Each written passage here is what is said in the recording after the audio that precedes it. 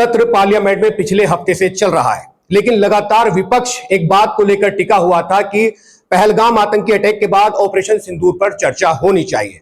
सरकार ने क्या किया कि 16 घंटे के लिए इस पर एक समय सीमा तय की और इस पर चर्चा शुरू हो चुकी है। मैं आप तमाम लोगों को बता दूं कि हो सकता है कि संयोग हो, ऐसा कहा जा रहा है ऑपरेशन महादेव हुआ और 3 आतंकियों को ढेर कर दिया गया है। मेरे साथ सीनियर जर्नलिस्ट जेपी यादव मौजूद है। मैं जानने की कोशिश करूंगा सर, जिस तरह से ये पूरा मामला चल रहा है, विपक्ष लगातार ये सवाल कर रहा था कि इस पर चर्चा होनी चाहिए, चर्चा होनी चाहिए, आज ये शुरू हो गई चर्चा, इसको कैसे देखते हैं और ये आखिर विपक्ष चाहता क्या है सरकार से? देखिए, विपक्ष ये चाहता था शुरू से कि ऑपरेशन सिंदूर पर विशेष सत्र बुलाया जाए जिसमें चर्चा हो। सरकार एक एक आंकड़ा जो हमारे सेना ने जिस तरह लड़ाई लड़ी, जिस तरह हमने बखान किया है, उस सबको विधिवत आंकड़ों के साथ रखे। हमें कितना नुकसान हुआ, फायदा हुआ, क्या क्या हम रणनीतिक स्तर पर, युद्ध के सामरिक स्तर पर कितना आगे रहे, ये वो विधिवत चाहता था और इसी पर चर्चा कराने की मांग कर रहा था। ये लगातार उसकी मांग हो रही थी, वो लगातार डिनाई करता जा रहा था, जबकि सरकार चाहती विशेष सत्र बुला सकती थी और अपना बखान कर सकती थी। लेकिन 16 घंटे का एक लंबा टाइम दिया है, इस पे रक्षा मंत्री राजनाथ सिंह काफी बोले, उसको कैसे देखते हैं? देखिए, वो उनका बोलना, जैसा वो सरकार के केंद्रीय मंत्री हैं और रक्षा मंत्री हैं, तो उन्होंने अपने हिसाब से और अपने सहूलियत के हिसाब से बढ़िया बोला है, बहुत बढ़िया बोला है और अपना पक्ष रखा है। उससे मुझे लग रहा है भारतीय जनता, यानी भारत देश की जनता संतुष्ट होगी।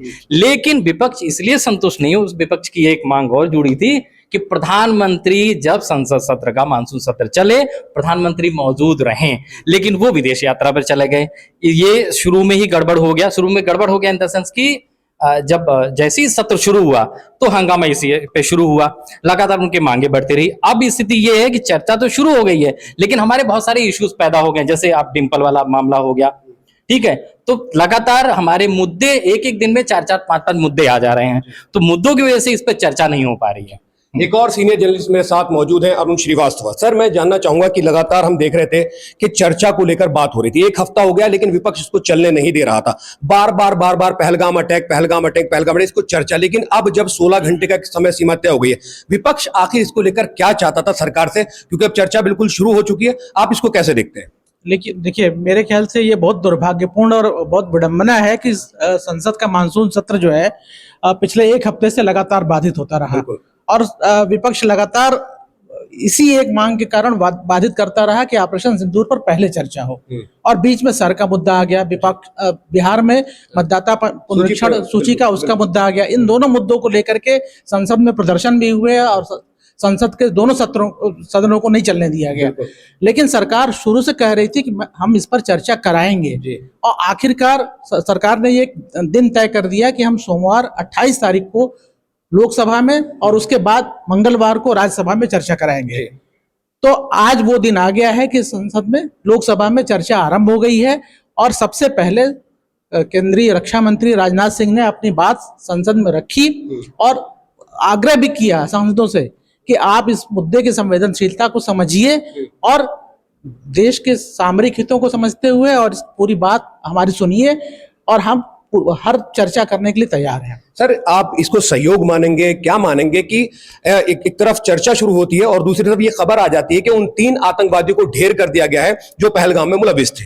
ये एक संयोग भी है और एक अच्छी बात भी है कि जब ऑपरेशन सिंदूर के बाद जब हमने पाकिस्तान में घुस करके आतंकवादी ठिकानों को उड़ाया और खत्म किया, ध्वस्त किया, उसके बाद से भी लोगों में और विपक्ष लगातार मांग कर रहा था कि वो 3 आतंकवादी कहाँ हैं जिन्होंने पहलगाम बैसरन घाटी में हमला किया, लोगों को मारा था, उनका धर्म पूछ करके मारा था। तो वो 3 कहाँ हैं? हम जब घुस के वहां मार सकते हैं, इन तीनों को खोज के क्यों नहीं मार रहे हैं? और ये बड़ा प्रश्न था कि वो 3 कहाँ छुपे हुए हैं आखिर? ये भारत में कश्मीर में, श्रीनगर में छुपे हुए हैं या फिर कहीं बाहर ये निकल के चले गए? संयोग से जब आज संसद में, लोकसभा में ये ऑपरेशन सिंदूर पर चर्चा हो रही है, तभी सुबह से मुठभेड़ होने की खबर आई और सुबह से ये कहा जाने लगा कि ये तीनों आतंकवादी मारे गए और बाद में सेना ने भी इसकी पुष्टि कर दी। तो ये बहुत राहत की बात है कि ये अपने आप एक जवाब विपक्ष को भी मिल गया और देश की जनता को भी मिल गया। सर, क्या कहना चाहेंगे, विपक्ष कितना संतुष्ट हो पाएगा? क्योंकि आप सुबह से बारीकी से नजर बनाए हुए हैं, क्या लगता है जिस तरह के तर्क वितर्क दिए जा रहे हैं, कितना संतुष्ट हो पाएगा विपक्ष इन तमाम बातों से जो आज चर्चा चल रही है? देखिए, विपक्ष तो कतई संतुष्ट नहीं होगा। मुझे याद है कि 11 मई को जब हमारा ऑपरेशन सिंदूर खत्म हुआ और सीज फायर हुआ भारत और पाकिस्तान के बीच, 11 मई को एक पीसी हुई थी जिसमें एयर मार्शल AK भारती ने कहा था कि हमें जब पत्रकारों ने पूछा कि इस युद्ध में कितना नुकसान हुआ है, जैसा कि पाकिस्तान कह रहा था कि राफेल समेत 3 राफेल हमने मार गिराए हैं, टोटल 6 जेट, मतलब टोटल 6 विमान मार गिराए हैं हमने, तो उन्होंने कहा कि देखिए युद्ध में नुकसान होता रहता है और नुकसान महत्वपूर्ण नहीं है, क्या हमने अपने लक्ष्य को पाया या नहीं। ठीक है, अब ये उनका अधिकार होता है कि वो कितनी जानकारी दे, उन्होंने साझा की, पत्रकारों से जानकारी साझा की। अब ये सरकार का दायित्व बनता है, क्योंकि सरकार देखिए जनता के प्रति वो है प्रतिबद्ध है और संसद के प्रति प्रतिबद्ध है, तो सरकार को संसद में ये रखना चाहिए था। इससे पहले पीसी करके भी जानकारी वो विधिवत दे सकती थी। ठीक है, सरकार का वो सेना का मुखिया होता है, मतलब जो मतलब ये राष्ट्रपति के यहाँ से भी एक बयान जारी किया जा सकता था, ठीक है, लेकिन नहीं जारी किया गया। देखिए जो जानकारी विपक्ष को चाहिए थी, जैसे मैं भी एज ए जर्नलिस्ट बहुत सारी जानकारी मुझे नहीं मिली है, क्या 6 विमान वास्तव मारे गए, ये आज 1.5 महीना हो गया है लेकिन पूरी जानकारी नहीं आई है। इसमें फिर अनिल चौहान जो हमारे CDS हैं, उन्होंने भी कुल मिला के ऐसी ही बात कही कि हमें नुकसान हुआ है, लेकिन नुकसान मायने नहीं रखता है। ठीक है, तो एज ए जर्नलिस्ट और जनता को ये जानकारी देनी चाहिए थी कि हमें कितना नुकसान हुआ है। अगर आपको लगता है सामरिक महत्व के हिस्से या देश हित में ये जानकारी देना सही नहीं है, तो आप भी पीसी में कह सकते थे देखिए हम इस तरह की जानकारी नहीं दे सकते, ये देश हित में ठीक नहीं है। एक सवाल अरुण सर से लेना चाहूंगा। सर ये लास्ट सवाल आपसे मैं पूछना चाहता हूं, बार बार ये बात कही गई ऑपरेशन सिंदूर अभी समाप्त नहीं हुआ है, इसके पीछे की सबसे बड़ी वजह क्या है? समाप्त नहीं हुआ तो फिर रुका कैसे?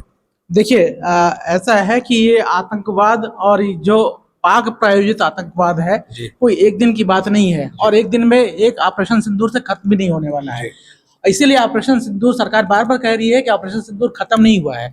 4 दिन बाद भले ही वो संघर्ष विराम कर दिया गया, लेकिन ऑपरेशन सिंदूर लगातार जारी है। और आज बेशक ऑपरेशन महादेव के तहत 3 आतंकवादियों को मारने की बात की गई है, लेकिन ये ऑपरेशन सिंदूर तब तक चलता रहेगा जब तक कि हम पूरी तरीके से नेस्तनाबूद नहीं कर अच्छा सर, एक सवाल, क्योंकि आपको बहुत एक्सपीरियंस है, आपने इतनी बारीकी से जो है पत्रकारिता को देखा है, डोनाल्ड ट्रंप लगातार एक बात कह रहे हैं कि उन्होंने बीच में आकर इसको रुकवाया और विपक्ष भी इस बात को लगातार उठाता रहता है। आपको क्या लगता है कि वाकई डोनाल्ड ट्रंप का इसमें कोई रोल रहा था?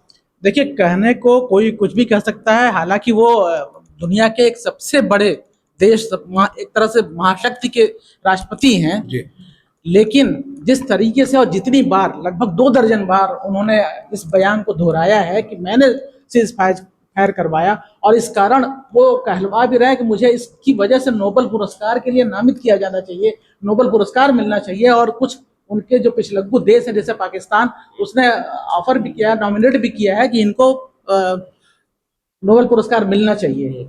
लेकिन हम अगर एक देश के नागरिक हैं और हम राष्ट्रवादी हैं, हाँ भारतीय हैं, भारतीय नागरिक हैं, तो हमको सरकार की बात पर भी भरोसा करना चाहिए कि सरकार लगातार शुरुआत से कह रही है कि नहीं, इसमें डोनाल्ड ट्रंप का कोई योगदान नहीं है, तो आधिकारिक बयान सरकार का तो वही माना जाना चाहिए। बाकी अटकल लगाने के लिए, कहने के लिए सब लोग स्वतंत्र हैं, क्योंकि आधिकारिक पुष्टि अभी उस चीज की अभी तक नहीं हुई और मेरे ख्याल से होनी भी नहीं है, हो भी नहीं सकती है।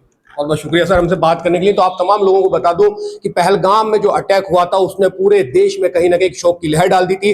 26 पर्यटकों को जो है धर्म पूछकर मार दिया गया था, उसी को लेकर विपक्ष लगातार हमलावर था और सरकार से लगातार सवाल पूछ रहा था, सरकार से कह रहा था कि इस मुद्दे पर चर्चा होनी चाहिए। और आज वो दिन आया है जब वो चर्चा शुरू हो गई और इसको लेकर लगातार 16 घंटे का टाइम दिया गया है कि पहलगाम अटैक पर, ऑपरेशन सिंदूर पर 16 घंटे की चर्चा होगी। अब देखते हैं आगे कौन कौन सी चीजें निकल के आती है और विपक्ष कौन से सवाल खड़े करता है। और जहां तक मैं समझता हूं, जितना मैंने राजनाथ सिंह को आज सुना है, रक्षा मंत्री को आज सुना है, तो उन्होंने जो तर्क दिए तो कहीं ना कहीं विपक्ष को भी सेटिस्फाई हो जाना चाहिए। शुक्रिया।